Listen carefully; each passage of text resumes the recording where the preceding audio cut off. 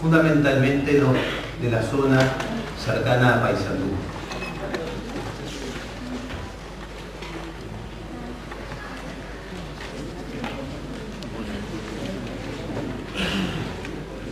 Cuando uno escucha hablar del Monte de Parque y las excelentes charlas que hemos escuchado, se han centrado fundamentalmente sobre el componente arbóreo del Monte de Parque. Pero el Monte de Parque es una vegetación que bajo los árboles tenemos un componente herbáceo que, así como también el componente arbóreo, varía en composición florística en función del suelo sobre el que se desarrolla y en función de las posiciones topográficas que ocupan en el paisaje. Atado a ese tipo de modificaciones, nosotros bajo el monte vamos a tener diferentes comunidades de especies herbáceas que le confieren diferentes capacidades ganaderas al Monte de Parque.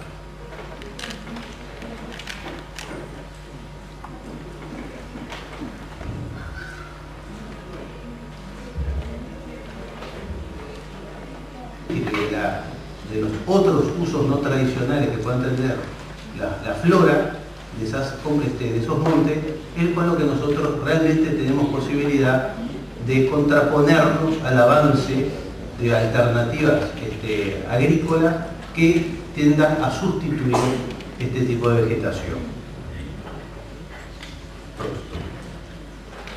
Cuando uno ve el Monte de Parque, lo primero que asocia es el árbol con la pastura y los animales. El animal usa al Monte de Parque como fuente de alimento y como refugio del punto de vista de los árboles. Entonces se establece un sistema silvopastoril natural, que es desde el ingreso de los ganados al Uruguay, lo que se ha dado en esa zona donde tenemos árboles, donde tenemos el árbol, el animal, la pastura, y hay un reciclaje de nutrientes dentro de ese sistema, donde el árbol extrae en forma profunda nutrientes y los trae a la superficie, la pastura explora estratos de suelo más superficiales que el árbol. Adelante. Esos nutrientes pasan a la pastura, ¿se dice? A través de los animales generan ese producto vendible, que es para nosotros el producto animal, y parte vuelve al suelo a través de las heces, y otro reciclaje se da a través de los árboles. Esos nutrientes de zona más profunda los trae a superficie a través de las hojas y los frutos que caen al suelo. Entonces, no solo pensemos en el árbol solamente en forma aislada, sino como un integrante más de ese sistema silvopastoril natural que se da, que interactúa con el animal. El hecho de que el animal busque refugio o incluso a veces se alimente del árbol, lleva a que haya una concentración también de nutrientes que traen los animales para abajo de los árboles. Entonces es común ver en estos montes de parque que abajo de la proyección vertical del árbol hay un cambio en la flora en relación a lo que es el campo fuera de la influencia del árbol. Nosotros encontramos bajo los árboles que hay un diferente balance de radiación, porque llega menos radiación, hay diferente balance hídrico, porque también al haber menos temperatura en la zona de influencia de la copa del árbol también hay menos evapotranspiración. Entonces se genera un microclima ahí abajo que permite el desarrollo de una vegetación más rica, generalmente en especies invernales, que es lo que a nuestros campos normalmente le faltan, especies que produzcan en invierno. Otra cosa que se destaca, que pueden ver ahí en la foto, es que ese árbol, que es un Prosopis affine, está dentro de un área que corresponde a lo que se llama blanqueal. Sin embargo, la vegetación del blanqueal alrededor del árbol es una vegetación más rala y baja, formada por especies adaptadas a esas condiciones del blanqueal, y en la base del árbol se ha modificado ese ambiente y empiezan a desarrollarse especies campestres del campo que son normales de encontrar en suelos más profundos de más riqueza. ¿Qué nos está mostrando esto? Que el árbol en estos ambientes es un modificador y con nuestra visión productiva ganadera, un mejorador de ese ambiente que nos va a llevar a mayor producción de forraje y por lo tanto mejor producción animal. ¿Sí? Tal vez una visión un poco más clara de esto, en el medio de un branquial, los prosopis, y son branquiales de origen calcáreo. Fíjense que a la derecha hay matas de tipo brachicheta, un indicador de suelos calcáreos típicos de esta zona litoral del país. Entonces, esa es la visión que nosotros tenemos del monte. El árbol colaborando con el sistema de producción, tanto mejorando las condiciones ambientales, dándole confort al animal, pero a su vez también siendo un modificador por ese efecto de la pastura.